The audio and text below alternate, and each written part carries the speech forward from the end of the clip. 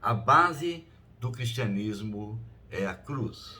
Abra sua Bíblia comigo e leia, acompanhe a leitura de 1 Coríntios, capítulo 1, do versículo 18 ao versículo 31.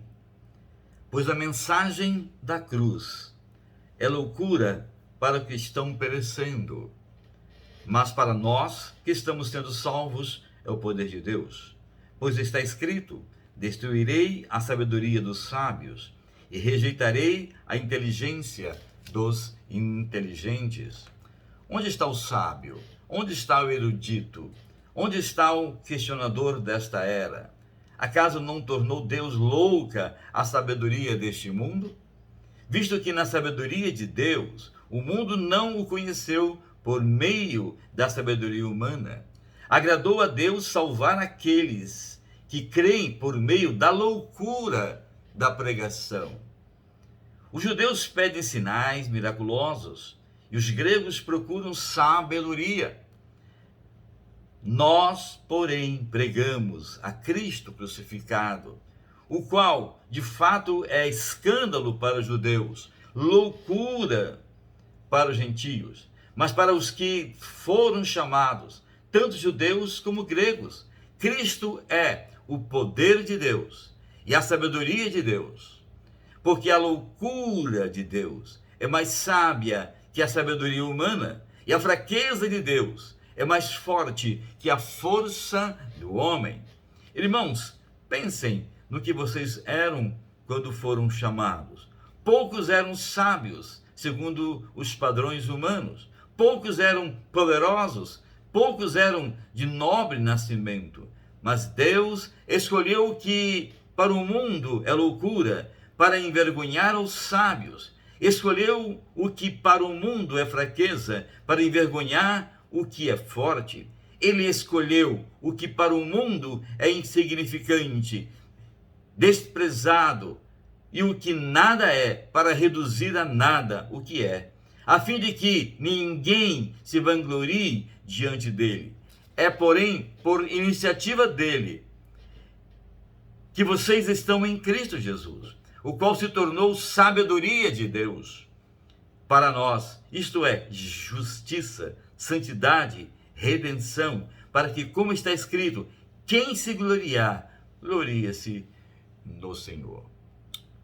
Como já dissemos, o tema hoje é a base do cristianismo é a cruz. A base do cristianismo é a cruz. Não tem como ser cristão a não ser passando pela cruz. Não tem como você dizer e afirmar que tem uma consciência cristã, que vive uma vida de obediência a Deus, a não ser que passe pela cruz. E a cruz é realmente um paradoxo. A cruz é um paradoxo. O que é paradoxo? São pensamentos, são propósitos ou argumentos que contrariam os princípios básicos e gerais que costumam orientar o pensamento humano, ou desafia, a opinião consolidada e a crença ordinariamente composta e levada pela maioria. Quando pensamos em paradoxo, para o mundo em que vivemos, o Evangelho é um paradoxo. Não dá para entender o Evangelho, não dá para entender o que é adoração a Deus no mundo que não conhece Deus. Não dá para entender uma fidelidade a Deus no mundo que realmente se coloca contra Deus. Não dá para entender uma fidelidade a Cristo no mundo que crucificou o próprio Cristo. Quando pensamos no mundo, quando pensamos no Evangelho, quando pensamos na salvação, quando pensamos na santidade, quando pensamos na vida plena, quando pensamos realmente na vida com Jesus, nós podemos logicamente de cara encarar a realidade. Isso é um paradoxo, é uma coisa impossível do ponto de vista do homem. Jesus, na oração sacerdotal, em João 17, ele começa dizendo que no mundo nós teríamos aflições. No mundo tereis aflições. Tem de bom ânimo, porque eu venci o mundo, ele dizia. Ele fala também que o mundo nos odiaria. E ele diz: eu revelei o meu nome a vocês, eu me revelei a vocês, e vocês aceitaram a minha revelação. Por isso, o mundo os odiará.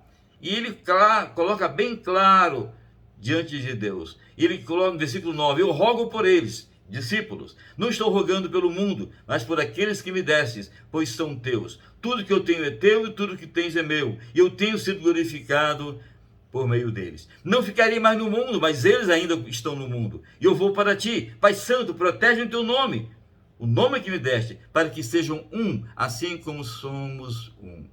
Enquanto estava com eles, eu os protegi e os guardei no nome que me deste. Nenhum deles se perdeu, a não ser aquele que estava destinado à perdição, para que se cumprisse a escritura. Agora que eu vou para ti, essas coisas, enquanto ainda estou com o mundo, para que eles tenham a plenitude da minha alegria. Dê-lhes a tua palavra, versículo 14.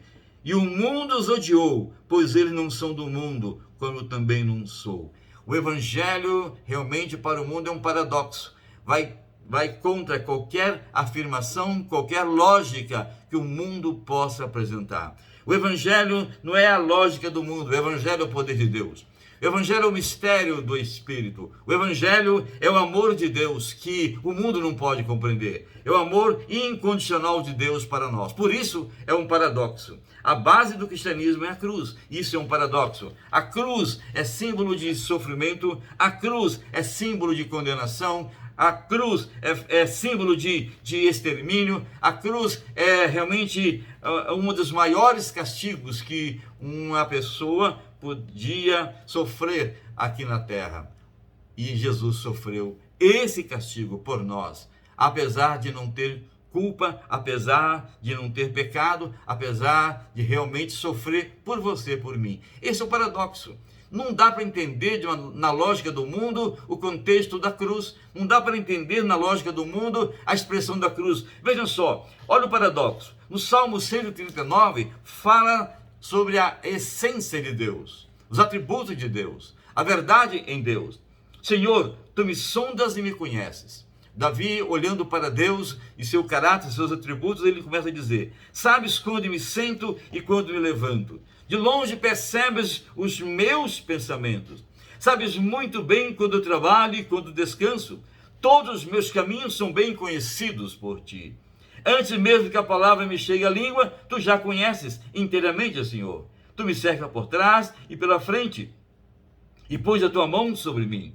Tal conhecimento é maravilhoso demais, está além do meu alcance, tão elevado que não posso atingir. Para onde poderia escapar do teu espírito? Para onde poderia fugir da tua presença? Se eu subir aos céus, lá estás. Se eu fizer a minha cama na sepultura, também lá estás. Se eu subir com as asas da alvorada e morar nas extremidades do mar, mesmo ali a tua mão direita me guiará e me susterá. Mesmo que eu diga que as trevas me encobrirão e que a luz se tornará noite ao meu redor, verei que nem as trevas são escuras para ti. A noite brilhará como o dia, pois para ti trevas são luz.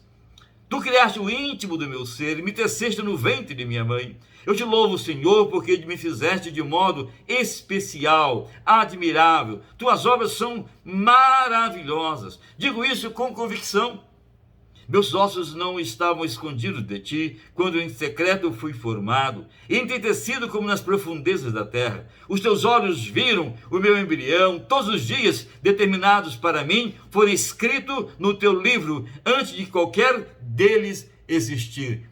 Um detalhezinho aqui, Deus tem todas as coisas nos seus planos, no seu plano eterno. Deus é Senhor sobre tudo, inclusive o nosso tempo de vida. Deus tem um tempo determinado para cada um de nós. Nós não viveremos um segundo além do tempo que Deus especificou para cada um de nós. Ele é Senhor. Ele vive, nós vivemos nesse mundo o que nós chamamos de cronos, a cronologia, o nosso tempo. Mas Deus está estabelecido e vive não o cronos, mas o kairos, ou seja, a eternidade. Não existe cronos para Deus, mas existe o kairos. É um tempo que não existe, é um tempo, é a eternidade, não tem sentido.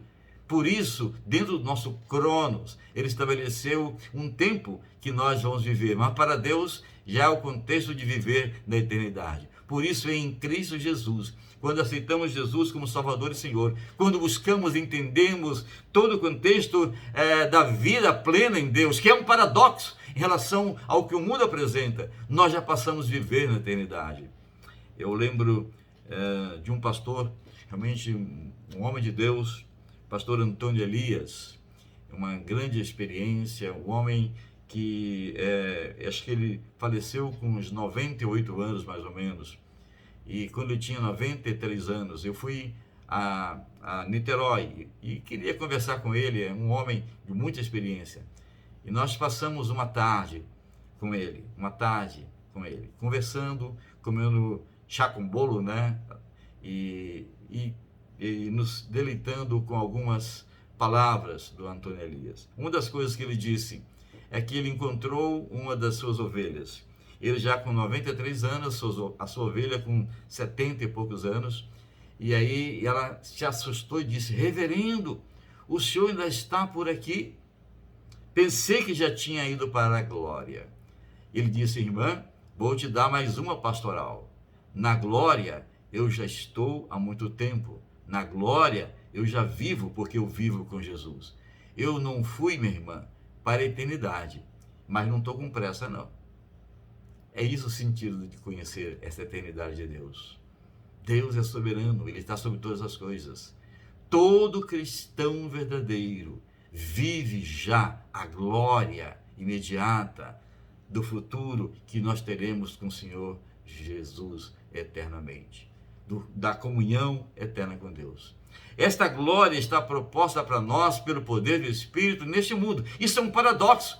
O mundo não entende isso e a circunstância ao nosso redor não contribui para isso, é contra isso, inclusive.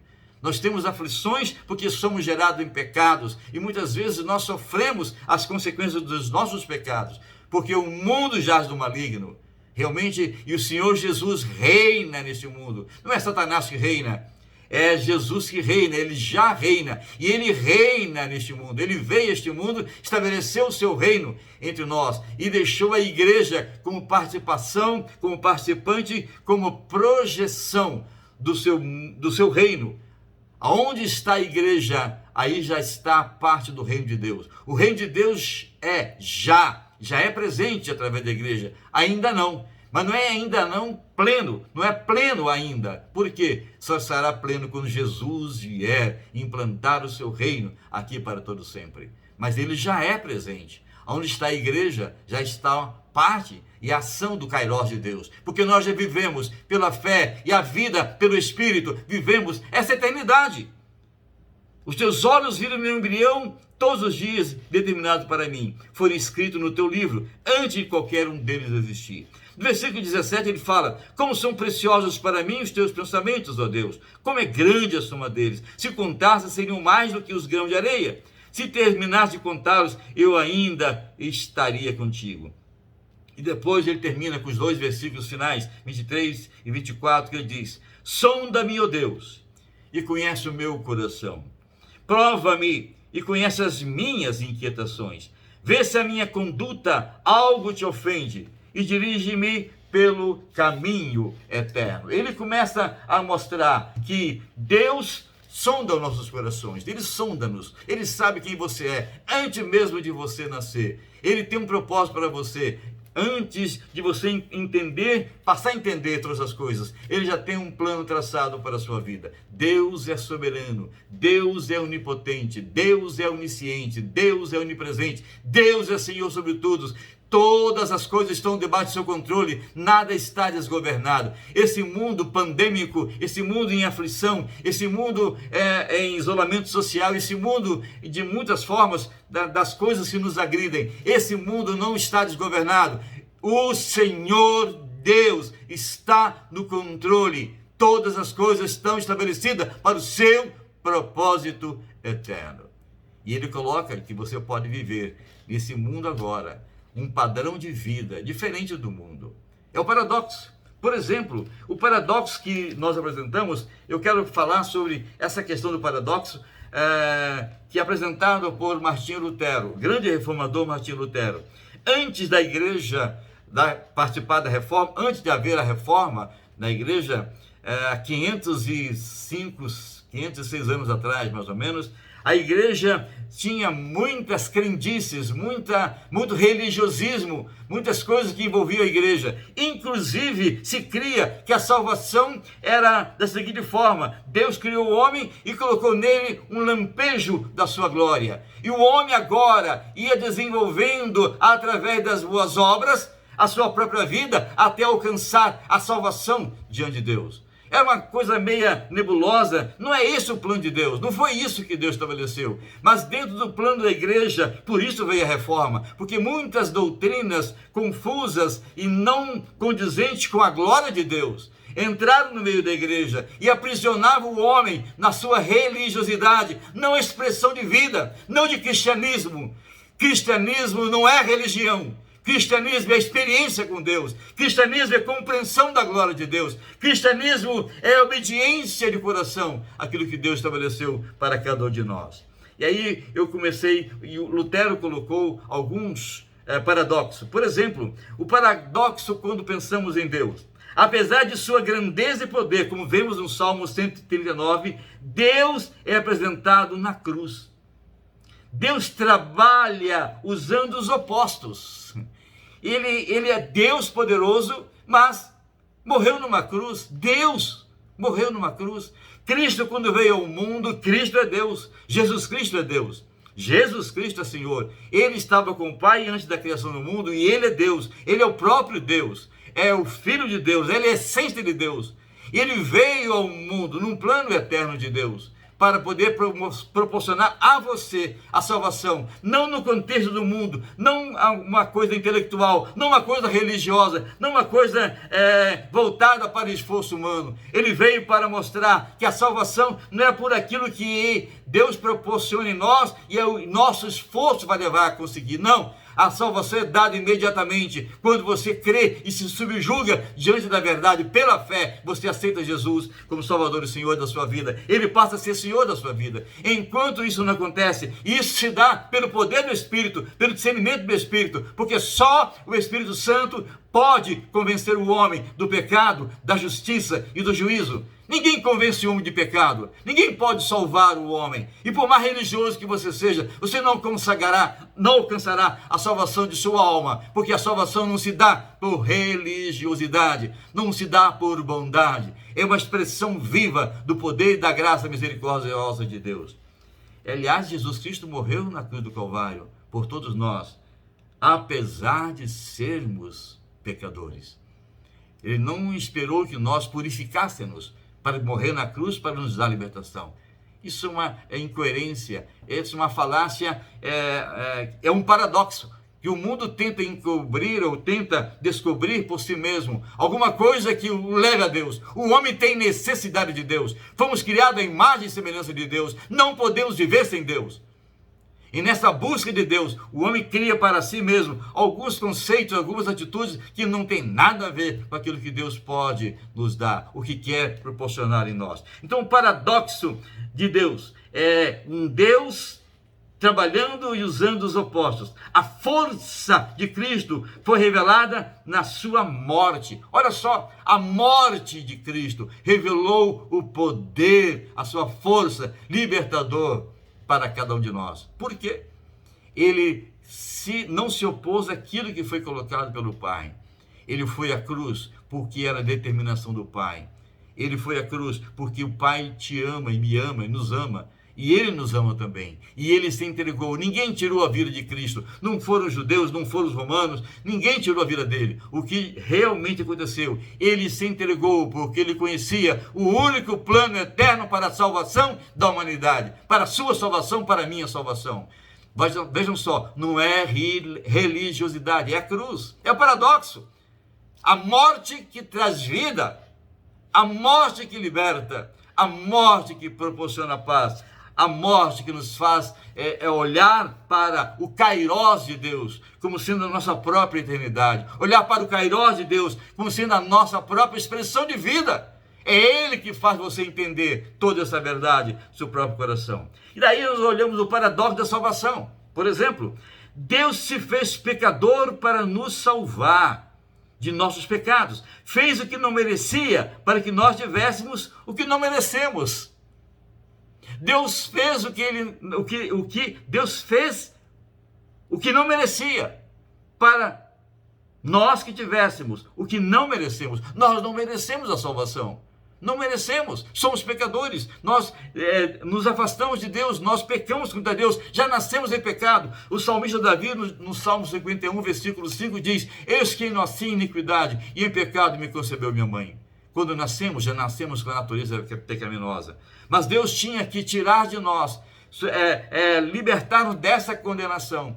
Para tal, ele morreu para nos dar vida. Olha o paradoxo, morreu. Isso o mundo não entende, o mundo não compreende. A religiosidade que o mundo tenta aplacar a sua necessidade, não entende e não satisfaz, porque sem realmente o poder de Deus, a salvação, a libertação, não existe remissão de pecado. Sem derramamento de sangue, não há remissão de pecado. Agora também o paradoxo, que eu posso chamar o paradoxo da salvação. Já falamos agora. O paradoxo da realidade. Qual a realidade? A realidade mundana é que Jesus perdeu na cruz. Mas a verdade é que ele venceu. Para o homem, para o mundo, Jesus perdeu. Porque ele foi à cruz. Crucificaram Jesus. Mataram Jesus. Pelo contrário, não sabiam ele que a morte de Cristo foi exatamente a sua vitória. Porque ele não ficou no túmulo. Ele ressuscitou. Ele venceu a própria morte. Ele mostrou ao mundo e a todos nós que ele está acima de qualquer circunstância. Ele tem poder para nos salvar, porque ele venceu a morte. E ao levantar da morte, ele nos levantou também, nos levou também. A nossa fé, a nossa esperança está num Deus que é vitorioso, que nenhum poder pode detê-lo. É um Deus maravilhoso, é o de amor. É o amor de Deus que faz dar sentido à morte para trazer-nos vida. É o amor de Deus que faz você entender todo esse sentido da vida de Cristo. E quando você começa a pensar bem, olhando para o Calvário, Pilatos foi conduzido pela força de um reino, e um rei que ele não conhecia. Olha o paradoxo. Realmente, Pilatos achou que estava condenando Jesus. Mas na realidade, Jesus que condenou, que orientou, que coordenou e controlou toda a ação do julgamento dele mesmo. Ele não falou nada, ele deixou ser julgado, ele sabia o que ia acontecer, ele precisava ser condenado, ele precisava passar por tudo aquilo que passou, para que pudesse ficar claro ao mundo realmente o ato libertador por toda a humanidade. E ele submeteu. E é aí que está a vitória de Cristo, está na submissão ao Pai. No Getsemane, quando ele está orando ao Pai, ele perguntou: Pai, olha, se possível, passa de mim este cálice. Em outras palavras, Pai, tem outra maneira de salvar a humanidade sem que eu vá ao Calvário? Tem outra maneira de realmente cumprir teu propósito, Salvador, por teu amor, sem que eu vá à cruz? E o Pai disse: não tem, filho, não tem outra maneira. Não tem um plano B. A única maneira de salvar a humanidade é através da sua morte na cruz. Então ele diz: Pai, faça-se, cumpra-se a tua vontade. Não seja como eu quero, mas como tu queres. Realmente, se é esse o único propósito, Pai, cumpra-se a tua vontade. Uma morte que liberta, uma morte que traz vida. E Pilatos, no seu ato de condenar Jesus, ele estabeleceu, ele obedeceu um princípio do reino eterno de Deus. Em nenhum momento Jesus deixou de ter o controle da situação. Ao mesmo tempo, ele se submeteu inteiramente para que se cumprisse na cruz a vontade do Pai. Isso está em Isaías, capítulo 53, né? Ele fala-nos sobre Isaías, 700 anos antes de Cristo vir ao mundo. Ele fala sobre o Calvário, e ele começa a relatar o Calvário de maneira maravilhosa. Ele expressa o paradoxo do Calvário. Olha só o que ele diz: ele cresceu diante dele como um broto tenro. Isaías 53, versículo 2. e como a raiz saía para uma terra seca, ele não tinha qualquer beleza ou majestade que nos atraísse. Nada havia em sua aparência para que o desejássemos. Porque Jesus, na cruz, estava levando o seu pecado. Então, a sua condenação, não há beleza no pecado. Não há nenhuma coisa que o atraísse por causa de que, naquele momento, ele se tornou pecador. Apesar de não ser pecador. Tornou-se por você e por mim. Foi desprezado e rejeitado pelos homens, um homem de dores, experimentado no sofrimento. Como alguém de quem os homens escondem o rosto, foi desprezado. E não tínhamos em estima. Certamente ele tomou sobre si as nossas enfermidades, e sobre si levou as nossas doenças. Contudo, nós o consideramos castigado por Deus afligido, e atingido e afligido, mas ele foi transpassado por causa das nossas transgressões, foi esmagado por causa da nossa iniquidade, o castigo que nos traz a paz estava sobre ele, e pelas suas feridas fomos curados. Todos nós, tal qual ovelhas, nos desviamos, cada um de nós se voltou para o seu próprio caminho, e o Senhor fez cair sobre ele a iniquidade de todos nós. Ele foi oprimido e afligido, contudo, não abriu sua boca. Como um cordeiro foi levado para o matadouro, e como ovelha que diante dos seus tosqueadores fica calada, ele não abriu sua boca. Com julgamento opressivo ele foi levado. E quem pôde falar dos seus descendentes? Pois ele foi eliminado da terra dos viventes. Por causa da transgressão do meu povo, ele foi golpeado. Foi-lhe dado o túmulo com os ímpios, e como rico em sua morte, embora não tivesse cometido nenhuma violência, nem houvesse nenhuma mentira em sua boca. Contudo, foi da vontade do Senhor esmagá-lo. Não foi da vontade do julgamento de Pilatos ou de ninguém, e nem da vontade do homem e de autoridade alguma. Foi da vontade do Senhor esmagá-lo e fazê-lo sofrer. Ele sofreu pela vontade de Deus, por amor a você, por amor a mim. Isso é um paradoxo, não dá para entender, a não ser do ponto de vista de Deus.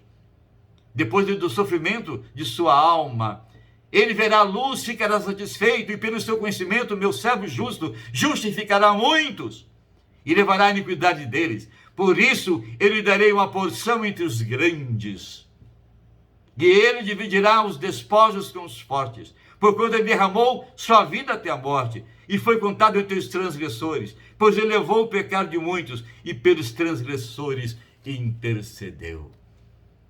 Ele morreu porque levou sobre a cruz os seus pecados, os nossos pecados. Se confessarmos os nossos pecados, ele é fiel e justo para nos perdoar os pecados, e nos perdoar os pecados, e nos dá o perdão dos nossos pecados, e nos dá a consciência da vida eterna. Se dissermos que não temos pecado, fazemos de Deus um mentiroso, e sua palavra não está em nós. Filhinhos, eu vos digo que não pequeis. Se porventura alguém pecar, temos um advogado, Jesus Cristo justo. Ele é propiciação pelos nossos pecados, mas não só pelos nossos, mas pelo pecado do mundo inteiro. 1 João 1, 9 a 2, versículo 3. Esse texto fala profundamente da maior vitória de Jesus. E essa vitória, quando você confessa Jesus, quando você se entrega a Jesus, ele, como advogado, ele perdoa os seus pecados. Como um intermediário, ele perdoa o seu pecado. Ele te leva a Deus. Através dele, Deus olha para nós e vê, não vê os nossos pecados, mas vê em Cristo o perdão dos nossos pecados. Deus, quando você chega a Deus em confissão, quando você chega a Deus em arrependimento, quando você chega a Deus em contrição da sua vida, Deus olha para você e vê que o seu Filho amado Jesus já pagou os seus pecados na cruz do Calvário. Ele é o intermediário, é o único intermediário. Isso é a beleza da cruz, isso é o poder da cruz. Isso é uma coisa que o mundo não entende, esse é o paradoxo que o mundo não entende. E o mundo vive em busca de muitas formas de poder chegar até Deus, porque há uma necessidade de todos nós. Mas dessa forma, o mundo não entende, não compreende e não vai alcançar, a não ser que seja em Jesus Cristo. Jesus Cristo é o paradoxo da dor. Os humilhados serão exaltados. O Evangelho é assim. a Sexta-feira Santa versus Domingo de Páscoa. Jesus, na Sexta-feira Santa, foi crucificado, foi humilhado, foi julgado injustamente, foi levado à cruz. Mas na Domingo de Páscoa, ele ressuscitou. Esse é o paradoxo do Evangelho. Não dá para entender.